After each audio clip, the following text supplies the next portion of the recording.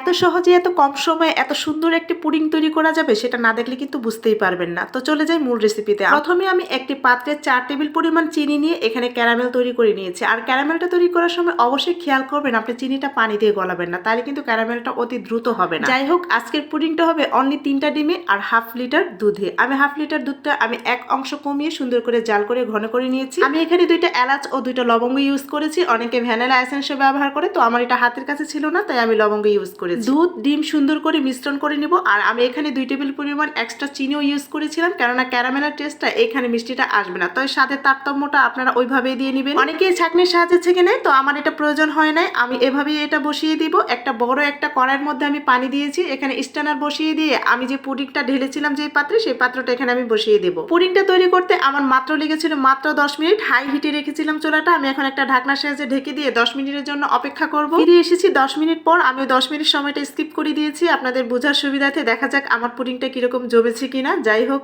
আমি এখন ঢাকনাটা খুলে নিব। পুডিং বানানোর ঝামেলা না থাকায় আমি সবসময় এটা বানাই, তবে আজকে রেসিপিটা শেয়ার করে দিলাম। এই তো দেখা যাচ্ছে কি সুন্দর জমে গেছে। আমার একটা কাঠির সাহায্যে দেখতে হয়নি যে আমার পুডিংটা হয়েছে কিনা। আমি উপর থেকে দেখে বুঝে গিয়েছি যে আমার পুডিংটা বেক করা হয়ে গেছে। সুন্দর করে জমে গিয়েছে আমার এই পুডিংটা। তো আমি এটা তুলে নিয়ে এখন একটা পাত্রে ঢেলে নিব। আর অপেক্ষা করব না ঠান্ডা হওয়ার জন্য। আমি যতবারই পুডিং বানিয়েছি এরকম সুন্দর পারফেক্টলি হয়েছে, তবে তোলার জন্য একটু সতর্কতা অবলম্বন করতে হয়। আমি একটা ছুরির সাহায্যে সুন্দর করে সাইডগুলো ছাড়িয়ে নিব। আপনি যদি সাইডটা সুন্দর করে ছাড়াতে পারেন তাহলে এটার সাথে লেগে থাকবে না, সুন্দর করে উঠে আসবে। এই তো আমার সাইড ছাড়ানো হয়ে গেছে। এখন এটা আমি প্লেটের মধ্যে সুন্দর করে ঢেলে নিব। আর এখানে অবশ্যই সতর্কতা অবলম্বন করতে হবে, কেননা অনেকের পুডিং কিন্তু এইখানে শেষমেশ এসে ভেঙে যায়। যাই হোক, আমি খুব সতর্কতার সাথে এই পুডিংটা ঢেলে নিব। আর এই প্রথম যখন আমি বানাতাম তখন কিন্তু আমার এভাবে ভেঙে যেত। যাই হোক, আজকেরটা কি হবে দেখা যায়। তো আমি উপর করে দেখবো এখন আস্তে আস্তে উঠায় যে পুডিংটা পারফেক্ট হয়েছে কিনা। এই তো মাশাআল্লাহ, পুডিংটা খুব পারফেক্ট হয়েছে। আপনাদের কেমন মনে হচ্ছে অবশ্যই জানাবেন।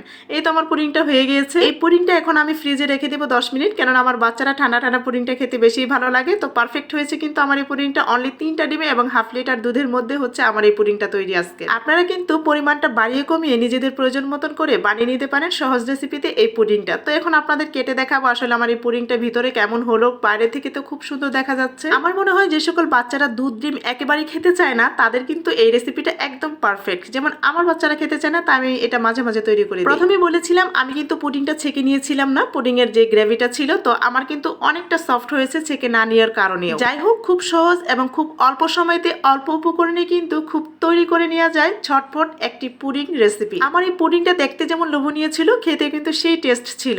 যাকে খাইয়েছে সেই বলেছে খুব ভালো হয়েছে। যাই হোক, পুডিং বানানো তো শেষ হয়ে গেছে। এখন খেয়ে তো সবাই টেস্ট করেছে কেমন হয়েছে এবং আপনাদের কাছে কেমন লেগেছে অবশ্যই জানাবেন। কিন্তু একদম সফট, অল্প সময় কিন্তু সুন্দর করে বানিয়ে নিয়ে যায় এই সফট তুলতুলে এই পুডিং রেসিপিটা।